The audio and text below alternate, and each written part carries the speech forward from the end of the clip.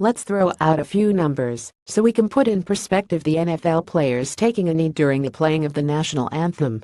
Many say they are protesting against police treatment of blacks and racial discrimination. We might ask just how much sense their protest makes. According to the Washington Post, 737 people have been shot and killed by police this year in the United States. Of that number, there were 329 whites, 165 blacks, 112 Hispanics, 24 members of other races, and 107 people whose race was unknown. In Illinois, home to one of our most dangerous cities, Chicago, 18 people have been shot and killed by police this year. In the city itself, police have shot and killed 10 people and shot and wounded 10 others. Somebody should ask the kneeling black NFL players why they are protesting this kind of killing in the Windy City and ignoring other sources of black death. Here are the Chicago numbers for the ignored deaths. So far in 2017, there have been 533 murders and 2,880 shootings. On average, a person is shot every 2 hours and 17 minutes and murdered every 12 hours. In 2016, when Colin Kaepernick started taking a knee, Chicago witnessed 806 murders and 4,379 shootings. It turns out that most of the murder victims are black. Adding to the tragedy is the fact that Chicago has a 12.7% murder clearance rate. That means that when a black person is murdered, his perpetrator is found and charged with his murder less than 13% of the time.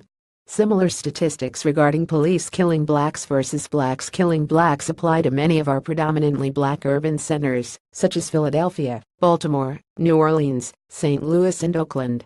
Many Americans, including me, see the black NFL player protest of police brutality as pathetic, useless showboating. Seeing as these players have made no open protest against the thousands of blacks being murdered and maimed by blacks, they must view it as trivial in comparison with the police killings. Most of the police killings fit into the category of justified homicide. NFL players are not by themselves. How much condemnation do black politicians, civil rights leaders, and liberal whites give to the wanton black homicides in our cities? When have you heard them condemning the very low clearance rate whereby most black murderers get away with murder? Do you believe they would be just as silent if it were the Ku Klux Klan committing the murders? What's to blame for this mayhem? If you ask an intellectual, a leftist, or an academic in a sociology or psychology department, he will tell you that it is caused by poverty, discrimination, and a lack of opportunities. But the black murder rate and other crime statistics in the 1940s and 50s were not nearly so high as they are now. I wonder whether your intellectual, leftist, or academic would explain that we had less black poverty, less racial discrimination, and far greater opportunities for blacks during earlier periods than we do today. He'd have to be an unrepentant idiot to make such an utterance. So what can be done? Black people need to find new heroes. Right now, at least in terms of the support given, their heroes are criminals such as Baltimore's Freddie Gray, Ferguson's Michael Brown, and Florida's Trayvon Martin. Black support tends to go toward the criminals in the community, rather than to the overwhelming number of people in the community who are law-abiding. That needs to end.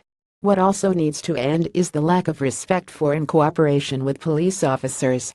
Some police are crooked, but black people are likelier to be victims of violent confrontations with police officers than whites simply because blacks commit more violent crimes than whites per capita.